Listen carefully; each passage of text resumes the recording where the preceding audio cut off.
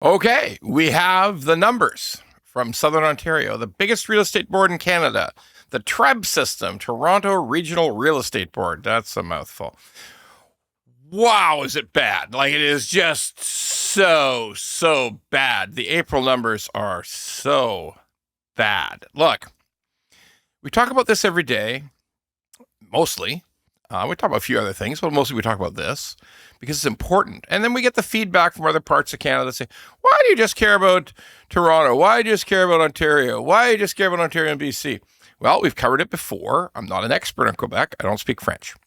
I think things there are probably pretty much okay. They didn't have the big real estate immigration disaster that we've had in some of these other provinces. I'm going to cover Alberta a little bit more detail soon, but things are just sort of changing there right now. But why talk about this thing in Southern Ontario? It's wild and it's important, and the numbers are just gut-wrenching to a certain extent. Let me break it all down. So, in terms of sales from last year, they're down 23%. By the way, last year, 2024, was a terrible year. It was bad, okay?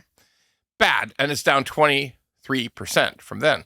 But the prices, holy Jesus, it's the prices. So we've got detached as a category throughout the entire, this TRREB system is huge. It goes all the way from Oshawa to Peel, which is like Mississauga. It goes all the way north to, I don't know, like Newmarket. Like, it's big. It's absolutely huge. It's millions of people. Single family down just about exactly 22% in price year on year. 22%?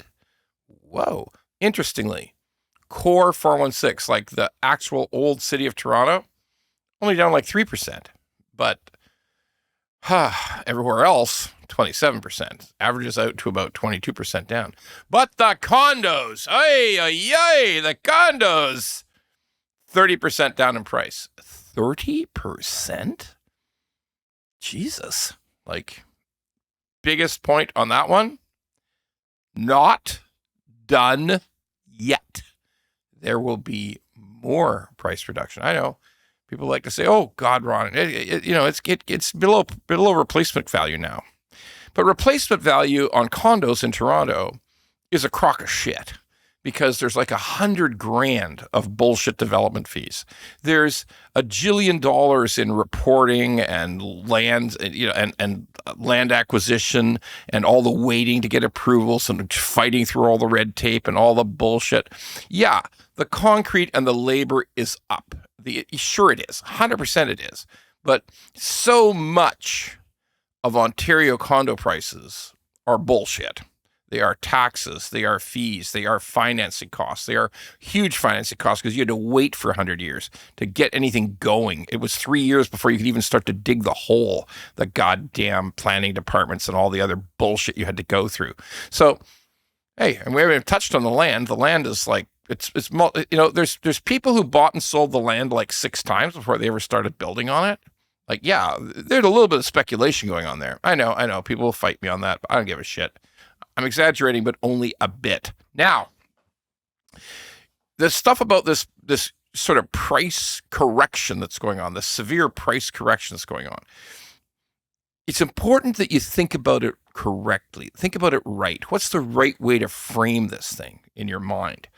If you own a home, if you're thinking about buying a home, well, I'm going to save you a lot of time about thinking about buying a home. Just pause. This ain't through yet. If you have to buy, so be it. Like, just had triplets, whatever, I don't know. But you have to buy, marriage breakdown, whatever. Okay, buy. But if you have any option to wait. This is not over. This is not even the 5th inning. We got a while to go yet. So here's the thing.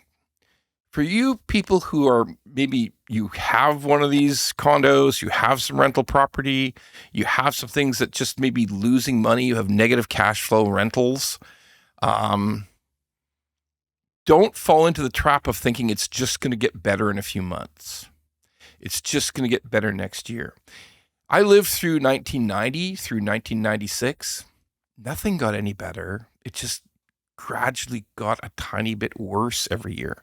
It had a big drop in 1990, followed by little tiny drops for the next 3 or 4 years.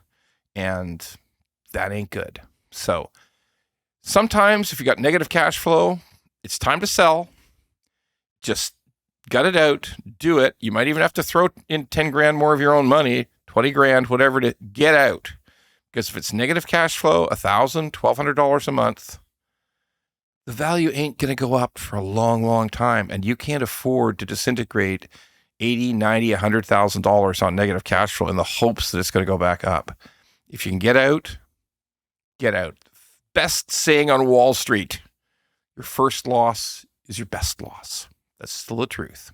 Now, if you're just sitting in your own home and you feel that your value has gone way down, for you bought it in 2021 and you're sitting in Newmarket, so it's a town up north from Toronto, you figure you've lost like 30% on the value of your home. If you can make the payments, just sit. Just sit. Enjoy your home, okay? Like, your rate's probably good for a few more years. Just enjoy your home. Just put out of your mind, like, you haven't lost any money till you sell. You haven't lost anything till you sell. That's the key thing about understanding any marketplace. It's only the transaction that crystallizes the win or the loss, okay? Nothing's really happened to you. If you can make your payments on your mortgage, you're good. Okay, final thing, really important. Don't expect a quick turnaround. Like, I've got to emphasize this.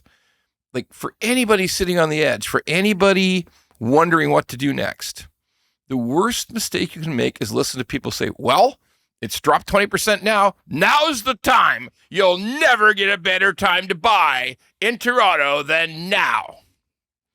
Please, Jesus, no. Okay. I mean, there's a trend going on here, and the trend and it's been a slow trend. I've been talking about this thing for 18 months. It's really only come clear now. So, yeah, I know it's been falling, but it's just so evident now. It's so painful now. So, do not, if you have to buy, you have to buy, but do not believe the bullshit. Do not believe there's a turnaround coming. Do not believe, oh, in the fall, God, prices will be way up. Do not listen to this bullshit. Just be patient. If you're planning on buying a home, be patient a little bit longer.